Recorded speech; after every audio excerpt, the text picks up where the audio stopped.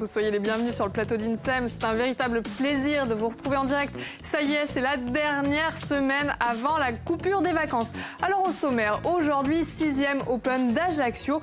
Le tennis club de Mezzavi organise du 8 au 16 juillet prochain la nouvelle édition du tournoi qui va réunir et opposer les meilleurs espoirs locaux face à des pointures internationales, professionnelles évidemment. Et pour nous en parler de ce petit Monte-Carlo local, Antoine, directeur du tournoi, et Vincent, président du Mezzavi Tennis Club, sont nos invités. À suivre, Lisa, bonjour. Bonjour. Vous allez nous parler du doggy bag style. C'est votre façon de lutter contre le gaspillage alimentaire. On va lutter contre le gaspillage alimentaire. Vous allez finir vos assiettes aujourd'hui. Elle rigole pas, attention. À suivre justement, Serge s'improvise, critique gastronomique, je vais y arriver. Il nous fait découvrir un établissement qui se trouve du côté de Saint-Florent, ça s'appelle La Gaffe. Il a testé et il a approuvé, enfin à 13h.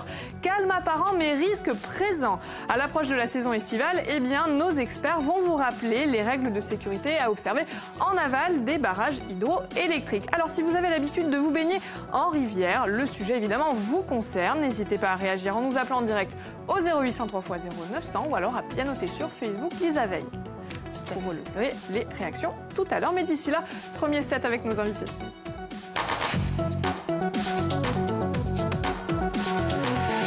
Antoine et Vincent, bonjour et bienvenue. Bonjour. Merci d'être avec nous à faire les présentations. Antoine Fanck, vous êtes directeur du tournoi et secrétaire général du Mezzavi Tennis Club. C'est cela. Vous êtes venu accompagné de Vincent, le président du Mezzavi Tennis Club. Alors si vous êtes là tous les deux, c'est pour nous parler de cette 6e édition de l'Open d'Ajaccio qui va donc se dérouler du 6 au 16 juillet prochain. C'est en train de devenir un rendez-vous incontournable. En effet, oui, c'est la 6e édition, donc, comme vous venez de le dire.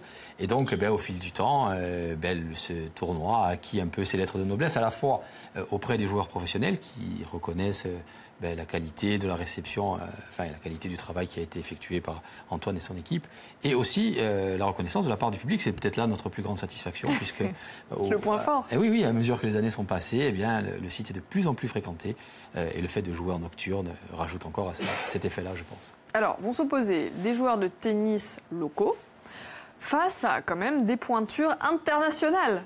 Ah oui. Mais si vous voulez, un ITF futur, c'est d'abord la première marche pour accéder au professionnalisme en tennis. Donc il y a automatiquement des joueurs professionnels qui s'y collent. Ils sont là pour glaner des points et pour pouvoir après accéder à des qualifs de Grand Chelem, voire des tableaux finaux de Grand Chelem. Alors, des joueurs qui sont classés jusqu'au 100e première place mondiale. Tout à fait. Ce genre de tournoi peut accueillir jusqu'au 101e joueur mondial. On va pas rigoler, hein. Ça promet. Non, ça rigole. Alors justement, le programme, messieurs, ça va se dérouler de quelle façon? C'est très simple. D'abord, vous avez une phase de qualification qui se déroule le premier week-end, le 8 et le 9. Là, je suppose qu'un grand nombre de joueurs locaux de bon niveau, bien entendu, vont se présenter. Ils auront en face des joueurs professionnels qui n'ont pas accédé au tableau final, donc qui sont quand même des professionnels, mais qui sont un petit peu en dessous. Et ensuite, il y aura 2 tours de qualification pour déterminer les 8 personnes qui accéderont au tableau final. Donc il y aura une espèce de gradation au niveau de la compétition. Exactement. En tennis, c'est toujours graduel. On part du plus faible vers le plus fort. Toujours. Et le plus fort est toujours protégé. C'est pour ça que les plus forts rentrent après. D'accord. Là, on voit, il y a quand même des jeunes. Ça va commencer à partir de quel âge? On peut s'inscrire à partir de quel âge? Il n'y a pas vraiment de limite d'âge. Globalement, c'est un tournoi professionnel adulte, messieurs. Donc, on peut estimer, cette année, ce sera vraisemblablement le cas, qu'à partir de 15 ans, et encore, c'est vraiment le plancher, parce qu'en dessous, c'est quand même compliqué. Un peu jeune. Donc, à partir de 15-16 ans, disons, pour les tout jeunes. Raphaël Nadal gagne Roland-Garros, même pas 18 ans. Ouais. Bon, ce qui veut dire que ça peut exister, mais on parle de quelqu'un qui est tout à fait exceptionnel. Mais cela dit, à partir de 15-16 ans, et ce sera le cas cette année vraisemblablement. Alors ce qui est génial, c'est que c'est une compétition, on a bien compris, avec un très haut niveau, mais le maître mot, ça reste quand même la convivialité. Oui, en fait, c'est ce qu'on a voulu avec Antoine depuis l'origine, c'est de faire un tournoi professionnel, bien sûr, avec toutes les exigences du professionnalisme, et les exigences anglaises de l'ATP notamment, qui ont un sens de l'humour assez limité, je peux vous le garantir, mais tout cela associé à beaucoup de convivialité, surtout pour que les jeunes joueurs, non seulement du Mezzavia Tennis Club, mais de la Corse entière, puissent profiter et donc taper la balle avec des joueurs professionnels, discuter avec eux, etc. Et finalement, c'est cette alchimie-là, hein, probablement, dont on est le plus fier, et qui surprend d'ailleurs les joueurs professionnels. Ils sont rarement accueillis dans ces conditions-là. C'est vrai. Voilà, et oui, on mange un morceau ensemble, on peut boire un verre ou taper quelques balles. Voilà. En marge des matchs, évidemment, ils ont leur préparation. Et ça, évidemment, on n'y revient pas. Mais en marge de leur préparation et de leur match, ils se prêtent volontiers au jeu et c'est au bénéfice finalement de tout le monde, y compris d'eux-mêmes. Alors malgré la bonne humeur, hein, si je puis dire, ça reste quand même une compétition avec du niveau. Est-ce que les qualifs sont encore ouvertes? Bien sûr, oui, les qualifs sont ouvertes à tous les joueurs. Il faut qu'ils soient présents au club, à mes avis, vendredi 7 à 17h. Donc ça, c'est pour les locaux. Exactement. Et pour les autres. Pareil. Ils peuvent encore s'inscrire. Exactement pareil. Il va falloir qu'ils viennent. Ah oui, il faut qu'ils viennent voilà, et qu'ils signent la liste pour pouvoir participer aux qualifications. D'ailleurs, c'est une règle de l'ATP. Ils viennent parfois de très très loin pour ça, d'ailleurs. Hein, oui, d'Amérique du Sud, enfin, etc. Alors, est-ce qu'on peut considérer que ce tournoi, ça va être un tremplin? Moi, je pense aux locaux, hein, bien évidemment. Et on a déjà quelques noms hein, qui sont passés par ce tournoi et qui... Alors oui, ça peut être. Je pense à Lisandre. Voilà, Lisandre Rodriguez, hein, qui est assez connu maintenant déjà, hein, puisqu'il fait finale du championnat de Corse à 15 ans. Le jeune de 15 ans dont je parlais tout à l'heure, ce sera lui. Oui, alors un tremplin pour ces joueurs-là, et aussi une forme de reconnaissance pour des joueurs locaux, régionaux, qui ont toujours eu un excellent niveau, qui n'ont jamais pu exprimer ce niveau-là sur le plan professionnel. Je pense notamment à Laurent Mazzetti hein, ou à Guillaume Bézère, qui sont des joueurs locaux très doués, qui ne sont jamais exprimés dans le milieu professionnel. Et là, en faisant le tournoi chez nous, eh bien, ils ont eu un classement ATP. Chacun d'entre eux, pas la même année, hein, mais chacun d'entre eux ont pu accéder à un classement mondial et finalement, c'est une sorte d'aboutissement pour des joueurs dont ce n'est pas le métier. Voilà. Ouais, c'est déjà une très belle expérience. On a bien expliqué qu'il y aurait évidemment des pointures internationales. Est-ce qu'ils ont leur chance, nos joueurs locaux, face à eux? Non. Mais bravo. Non, pour être tout à fait honnête. Non. Le niveau du tennis corse est un bon niveau. Hein. Il ne faut pas... On n'a pas à rougir du niveau de nos joueurs. Exactement, ni de leur classement. Mais ce niveau-là est vraiment... atteindre les quarts de finale d'un ITF futur, je pense que ce n'est pas encore dans les clous, sauf pour un locoli. Voilà. Ouais, Laurent pourrait... Oui, bien sûr, Laurent pourrait même gagner le tournoi. Oui. Alors messieurs, on va marquer un temps de repos, c'est comme ça qu'on dit, entre 2 petites minutes où je vais vous demander, ma chère Lisa, de poser une question à nos téléspectateurs pour qu'ils puissent remporter des cadeaux. Alors attention, c'est très compliqué, messieurs. Interdiction de répondre, mais je pense que vous aurez la réponse chez vous. Qui est le vainqueur, alors non pas de l'élection d'hier soir, mais du tournoi de Roland-Garros en 2017, cette année, en sachant que c'est la 10e fois qu'il gagne ce tournoi. Petite idée là. Je vois pas du tout. C'est très compliqué. Sa nationalité peut-être? Il est espagnol. Voilà, bon, allez, un indice. Là, c'est sûr. Hein. Alors, à gagner aujourd'hui 50 € de bons d'achat dans une station Total, ainsi que 2 places pour le bateau qui s'appelle l'Aquavisio. C'est une visite unique d'1 heure dans le golfe d'Ajaccio où vous verrez les fonds marins. C'est plutôt chouette. Bon, on va en profiter, Lisa, pour rappeler une nouvelle fois que la dernière émission, ça va se passer le vendredi 23 juin. Ça va démarrer à 12h05. On va être du côté de la place Mio. À côté de la Grande Roue. Ah ben exactement. Vous savez de quoi vous parlez. Je m'y colle. J'espère que tout va bien se passer. Il n'y a pas de raison, vous allez tester pour nous. Et c'est l'occasion également de rappeler qu'on vous invite tous à venir. Vous êtes conviés d'ailleurs, messieurs, à nous rejoindre à partir de 12h05 puisqu'il y aura plein de cadeaux à gagner et il n'y aura pas qu'un seul gagnant. Ah. Oui, il y aura des nuits d'hôtel dans des établissements 4 étoiles, des spas, d'accord, on explose des le concerts budget, pour Julien Doré, les Insus, donc les ex-téléphones et plein d'autres surprises. On va vous expliquer un petit peu le programme tout au long de la semaine. Vous avez vu, une petite adresse s'est affichée si vous souhaitez vous inscrire. Alors on poursuit maintenant avec vous, ma chère Lisa. Vous partez en guerre contre le gaspillage alimentaire. Oui, désolée de couper cette émission dédiée au tennis avec un petit coup de gueule contre le gaspillage alimentaire, mais ça nous concerne tous et je pense qu'il est bien d'en parler tout le temps, de le rappeler autant que possible. Alors quelques chiffres pour commencer qui font un petit peu peur. Alors sachez que ce sont 1,3 milliard de tonnes de nourriture jetées chaque année dans le monde entier. 100 millions en Europe et 10 millions en France. En sachant que 2,3 millions sont directement jetés par les enseignes de grande distribution. Parce que c'est là avant tout le problème majeur. C'est les enseignes de grande distribution qui jettent à tort et à travers. Voilà. À cause des dates de péremption. Mais chez nous aussi, nous faisons cette erreur de gaspiller 20 à 30 kilos de nourriture par an, soit 400 € dans un foyer de 400 personnes. Donc ça aussi, c'est pas négligeable. Hein. Alors, il y a des gens qui ont essayé de prendre le problème à bras-le-corps. Alors, je pense à Rachid Rambache, qui lui est un élu de Courbevoie, qui a lancé une pétition Stop au gâchis alimentaire, qui a été signée 200 000 fois, très très vite. Alors, à ce moment-là, des manœuvres se sont engendrées, des actions coup de poing contre les anciennes de grande distribution. Il ne s'est pas fait que des amis. Mais le 3 février 2016, une loi officielle contre le gaspillage alimentaire a été adoptée à l'unanimité au Sénat. Et elle a eu des conséquences positives, évidemment. Ce sont plus de 10 millions de repas qui ont été distribués en une année. Et c'est 5 000 associations qui ont été en charge de distribuer de l'argent, autre que les Restos du Cœur, etc. Donc oui, parce qu'il y a des acteurs locaux aussi qui s'investissent sur cette cause. Exactement. Donc voilà. Donc cette loi oblige aussi les anciennes de grande distribution à donner les invendus alimentaires. Alors s'ils ne le font pas, ils sont passibles d'une amende de 3 750 €. Alors on voit des start-up qui naissent, qui aident justement cette démarche anti-gaspi. Je pense à Comexo, qui est là pour faire la logistique, qui va récupérer les produits alimentaires des grandes surfaces et les distribuer directement. Donc là, on est sûr que ça va se faire. Voilà. Et à ce moment-là, je ne sais plus ce que je voulais dire. Mais oui, en gros... 10 millions de tonnes. Ah ouais. Voilà, 10 millions de tonnes. Et donc, messieurs, vous gaspillez, vous? Sans doute. Oui, sans doute. Oui. C'est-à-dire comme tout le monde, c'est ça le problème.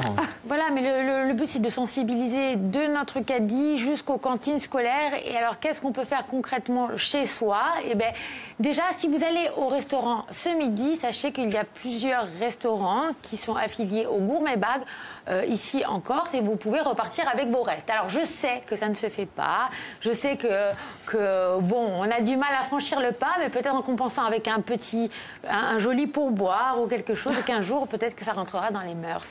Et sinon, écoutez, vous pouvez aussi manger votre pauvre petit yaourt qui est au fond du frigo et qui vous attend depuis des semaines, car une enquête 60 millions de consommateurs a affirmé qu'on pouvait manger les yaourts 3 semaines après la date de péremption. Oui, il faut être attentif à consommer de préférence ou vraiment la date de péremption. A priori, on ne devrait pas être malade. Non. Au pire, on mange du fromage au lieu de manger un yaourt. Oui, mais un mois après, c'est bon. Hein, voilà, au pire. Ça fera du brooch, c'est pas grave. Merci Lisa pour ces petites recommandations. Alors à suivre, prenez des notes vous aussi, puisqu'on va vous parler. Ce sera du sport, du programme qu'il ne faut surtout pas rater ce soir sur Viastel.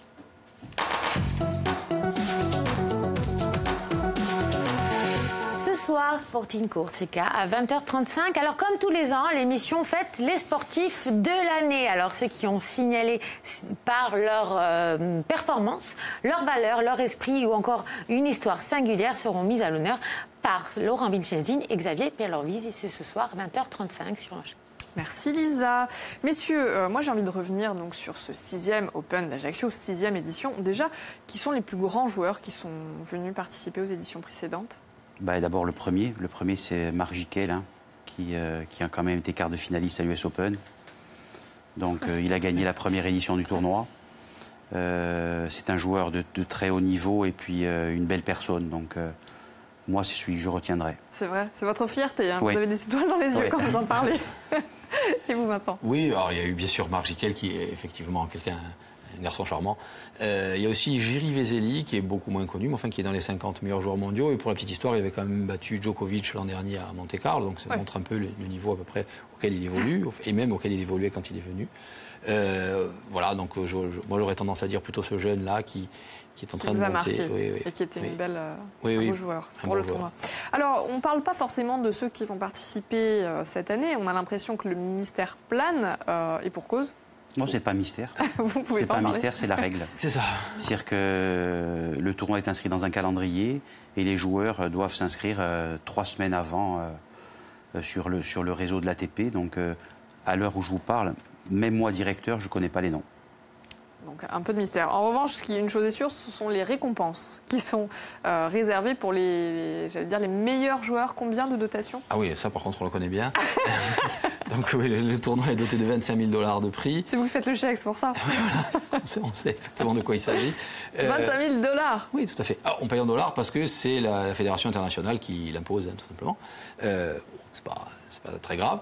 Parfois même, on y gagne un peu au change. Oui, ça dépend. Donc finalement, c'est plutôt bien. Ça dépend du cours.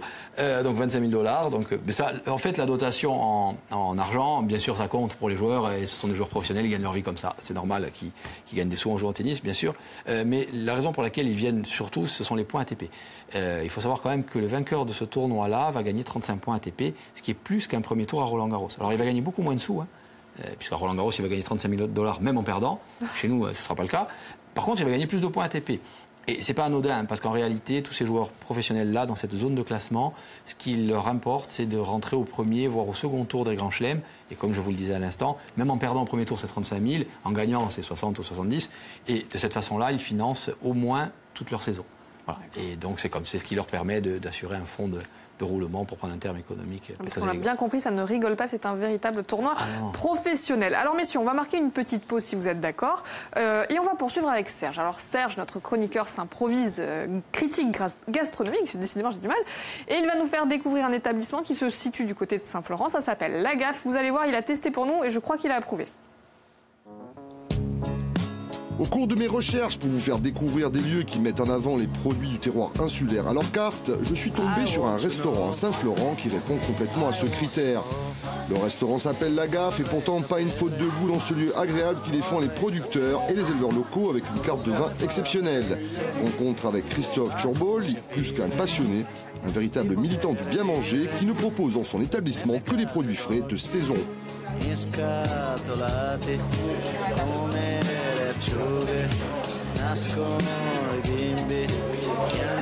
Aujourd'hui, tu disais, je défends le terroir, c'est plus que ça, on est des militants.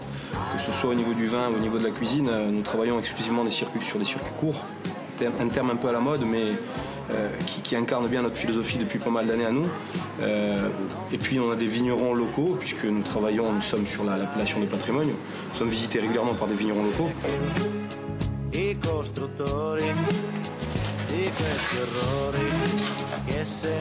gars, belle pêche aujourd'hui. Je m'amuse à dire, nous avons le circuit le plus court au monde puisque notre pêcheur n'a que 17 mètres à faire pour nous livrer le poisson en cuisine. Et c'est vrai pour tout, que ce soit la viande, nous travaillons avec un éleveur, Cyril Provence, sur la commune de Farinol. Notre philosophie, c'est de présenter le meilleur du terroir insulaire et surtout au moment où celui-ci est disponible. Il y a une saisonnalité qui est très très très importante. Donc mon concept, il est très simple. On n'est pas sur de la gastronomie, on est sur une cuisine de terroir et une cuisine de militants.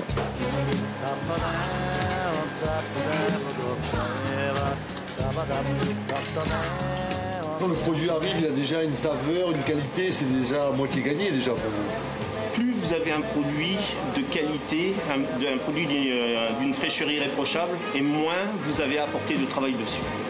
Je veux dire, la nature fait très bien les choses. Il nous suffit, juste de l'accompagner. C'est une cuisine qui est plutôt naturelle, sophistiquée. C'est quoi la carte ici? On va dire, le produit se suffit à lui-même. Donc on est juste là pour essayer pas de le transformer, parce que le produit est roi, mais le compléter et le mettre en valeur.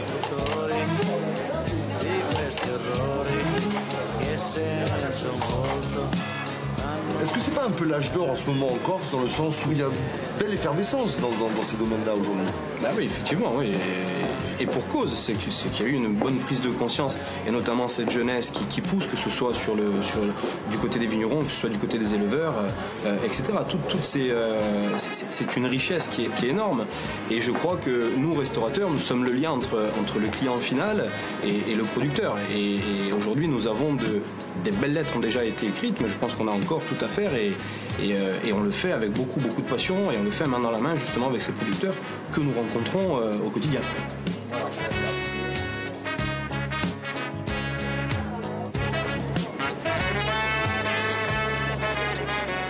Allez, salut!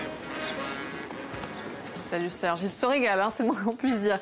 Alors les spectateurs qui ont envie de se régaler justement et assister au tournoi, comment c'est possible de s'organiser? Comment est-ce qu'il faut faire? Alors ils peuvent se régaler à plusieurs niveaux. D'abord au niveau visuel, bien sûr, et des émotions en regardant des matchs de tennis professionnels, mais aussi au niveau gastronomique, puisque tous les matchs vont être joués en session nocturne, alors à partir de 18h et jusqu'à minuit.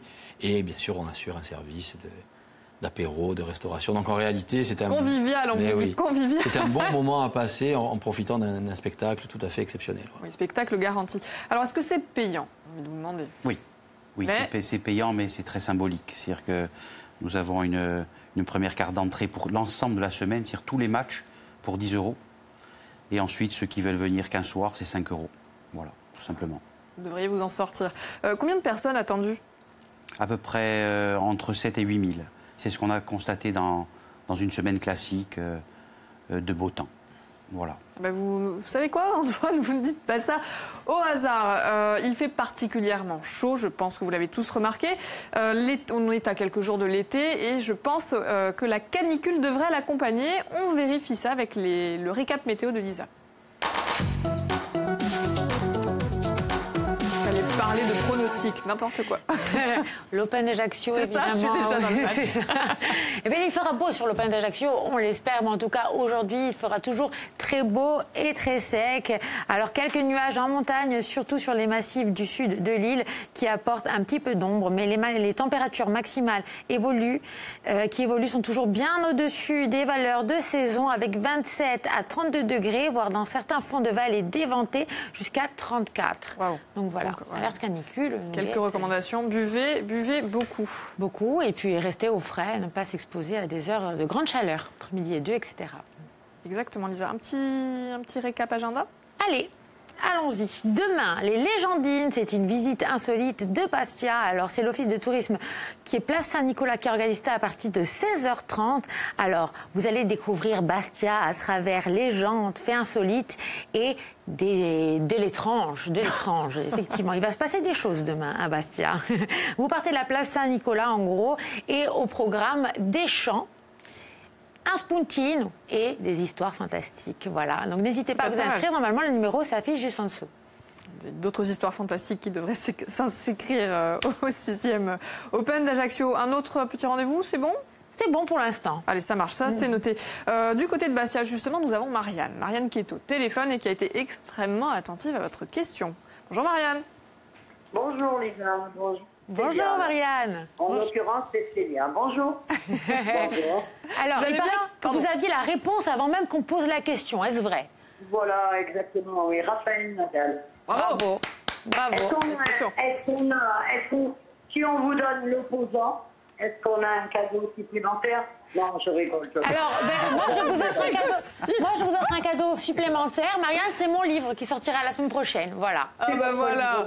C'est gentil à vous. Je vous en prie. Merci. Marianne, si vous ne faites rien le 23 juin, évidemment, on vous invite à participer à l'émission. Bon, ce sera du côté d'Ajaccio, place Mio. Ah, du côté d'Ajaccio. Mais non, malheureusement, non, j'ai pas l'occasion de descendre sur Ajaccio. Alors, on va voir si on peut pas s'arranger. En tout cas, on vous embrasse bien fort, Marianne, et on vous souhaite une excellente journée. Alors, à suivre, messieurs. Au revoir, Marianne. On aurait pu vous proposer un set, mais je crois que Lisa a préféré vous réserver un petit questionnaire. C'est Antoine qui s'y colle. Je vais vous demander de la suivre le temps de Allez. Je vais vous demander de vous placer en face de moi. La lumière s'est amusée. Attention, l'heure est grave, Antoine. Si vous pouviez revivre une victoire célèbre. Oh, j'aimerais bien revoir la victoire de John McEnroe sur Jimmy Connors à Wimbledon. D'accord.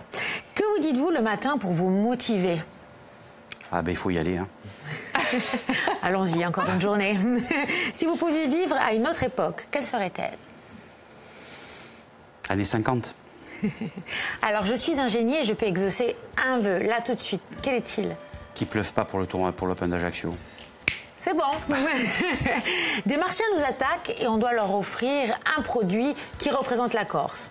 Qu'est-ce qui pourrait être? Un brooch. Un brooch. Voilà, on en a parlé. Et quelle couleur définirait votre humeur du jour? Bleu. Bleu? Oui, comme le ciel. Comme le ciel. Alors tout va bien. Tout comme vos yeux, comme vous voulez. Oh, merci. Et enfin, dernière question. Si vous deviez dire quelque chose aux enfants pour les motiver à s'inscrire au sport, à faire du sport. Je dirais que le sport apporte certaines valeurs et qui sont très importantes dans la vie future. Donc il faut faire du sport, quel que soit le sport. D'accord, très bien. Merci Antoine, c'est pas si compliqué. Non. Merci à tous. Je vous en prie Lisa, Antoine, revenez à la table. Alors on rappelle, 6e Open de tennis d'Ajaccio. Ça va se passer du 8 au 16 juillet prochain. Certains professionnels disent que c'est l'une des compétitions les plus prisées au monde. On l'a même surnommé le petit Monte-Carlo. Vous confirmez? Ah oui, c'est très très gratifiant. Oui, alors pour être plus sérieusement, en réalité, chaque année on est noté par l'ATP. Chaque catégorie de tournoi est notée, y compris les grands chelems d'ailleurs. Et dans notre catégorie à nous, on arrive à avoir vraisemblablement ce qui se fait de mieux en matière de notation. Et du coup, les joueurs viennent plutôt volontiers. Ce qui permet d'avoir un spectacle qui est garanti. Donc toujours plus nombreux à s'inscrire. Il paraît même que vous auriez été démarché pour qu'on vous rachète le tournoi. Oui, alors c'est un peu, oui, c'est ça. On a été démarché par une société, la seconde année, par une société de production internationale, enfin américaine pour être tout à fait exact, et qui nous a envoyé un émissaire. Leur filiale française nous a envoyé un émissaire qui nous a fait une proposition qu'on a refusée. Voilà, ça c'est fait. Non, oui. Merci, mais non, merci. Pour des raisons objectives, la dame était charmante, entre parenthèses, mais on a dit non quand même. Oui, parce qu'en réalité, ce qu'elle voulait faire, c'était racheter notre tournoi, nos dates, parce qu'il faut savoir qu'on est propriétaire de ces dates, et donc on peut les vendre, et pour en faire de la publicité dans sa régie pub. Mais en réalité, sa régie pub, ce sont des grandes enseignes nationales, internationales. Et nous, ce qu'on a voulu faire, et vraisemblablement ce dont on est le plus fier, c'est d'avoir pu faire un événement professionnel à l'échelle de la Corse. C'est-à-dire que les annonceurs qui sont chez nous sont des annonceurs régionaux. Il faut que tout le monde ait bénéfice à cela. Si c'est pour avoir des grandes enseignes nationales que tout le monde voit dans tous les grands tournois du monde, et en gros faire un tournoi qui pourrait se faire n'importe où ailleurs à Ajaccio, et nous être spectateurs du propre événement que l'on a monté, promu, défendu, etc., à toutes les échelles, ça ne nous a pas vraiment intéressé du tout même. Voilà la raison pour laquelle on a refusé. Voilà, ça c'est dit, ça c'est fait. Merci infiniment Vincent et Antoine d'être venus nous parler de cet événement. Le rendez-vous est pris pour le 6e Open de tennis d'Ajaccio le 6-8 juillet prochain. Ce sera du côté de Mezzavi. Oui. Et puis on peut vous souhaiter déjà plein de bonnes choses pour l'édition 2018 sur laquelle vous êtes en train de plancher. Exactement. Alors à suivre, vous restez avec nous. On va vous parler d'une autre thématique. Calme apparent, risque présent. C'est le slogan qui est repris chaque année par EDF pour rappeler les règles de sécurité à observer en aval des barrages hydroélectriques et des usines. Je ne sais pas si vous allez vous baigner en rivière. En tout cas, on verra les réactions. Ce sera à 13h. À tout à l'heure, ne bougez pas.